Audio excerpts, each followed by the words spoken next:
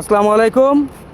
আজকে আমরা শান্তর কাছ থেকে জানবো হেডলাইটের সঠিক ব্যবহার আর হেডলাইটের যে লিভারটা আছে এবং ডানে বামে যে ইন্ডিকেটার আছে এবং আপার ডিপার আছে এবং ইমার্জেন্সি লাইট আছে, এই সবগুলো বিষয়ে আমরা শান্তর কাছ থেকে জানবো। শান্ত, তুমি আমাদেরকে একটু দেখাও তো, আমরা যদি সন্ধ্যা হলে আমাদের ড্যাশবোর্ডের লাইটটা জ্বালাতে চাই তাহলে আমাদের লাইটের যে লিভারটা আছে সেটাকে কী করতে হবে? অফের উপরের বাটনে হ্যাঁ, যেই ঘরটা আছে এখানে। এবার যদি হেডলাইট জ্বালাতে চাই তাহলে তার উপরে হ্যাঁ, এখন এই আমরা দেখি একটু হেডলাইট, এই যে সুন্দর হেডলাইট জ্বলছে। হেডলাইটটা বন্ধ করে দাও, আবার জ্বালাও, সুন্দর।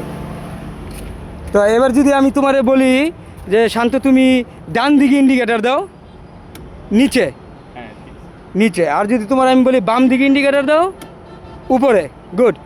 এবার আমি যদি বলি যে সামনে আমি দেখতে পাচ্ছি না, আমাকে আমার লাইটটা অনেক দূরে নিতে হবে, তার মানে আমার লাইটটা একটু আপ করতে হবে, আপ করো, গুড। এটা আবার নর্মাল করে দাও। কখনো রাতে যদি উল্টা দিক থেকে বড় কোনো গাড়ি আসে, গাড়ি কখনো আপ করে রাখবা না, গাড়ির লাইট সবসময় ডাউন করে রাখবা, তাহলে তোমার লাইটের কারণে হয়তো ওই বেচারা চোখে নাও দেখতে পারে, তখন একটা দুর্ঘটনা ঘটতে পারে, এটা স্বাভাবিক।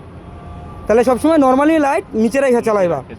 আচ্ছা, এবার যদি আমি বলি যে আমাদের ইমার্জেন্সি লাইট দরকার কোনো কারণবশত, হ্যাঁ হ্যাঁ, ইমার্জেন্সি লাইট দরকার, তাই সুইচ দিলে এই যে আমরা, এই যে আমাদের চারিদিকে, হ্যাঁ একটা, এই যে দুইটা,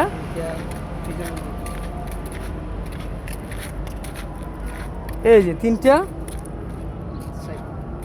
এই যে চারটা। তা আমরা আমাদের ইমার্জেন্সি লাইটগুলো পেয়ে গেলাম নাকি? তাহলে আমরা লাইটের যে লিভারের সঠিক ব্যবহারটা সেটা আজকে আমরা শিখে ফেললাম নাকি? আচ্ছা, তোমাকে অসংখ্য ধন্যবাদ।